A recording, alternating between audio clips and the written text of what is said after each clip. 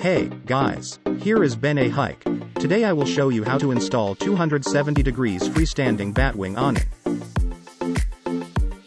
On the table are all the accessories and tools needed, including 2 L brackets, long and short M8 screws, as well as windrows and ground nails that are needed in case of strong winds. Let's begin the installation now.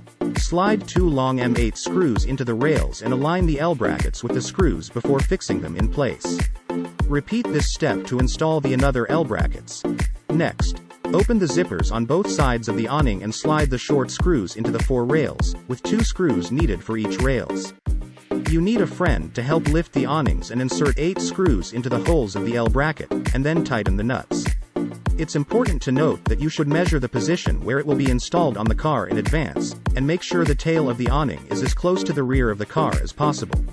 Finally, unzip and quickly unfold the awning, then secure the tail of the awning with a windrope to prevent it from rebounding.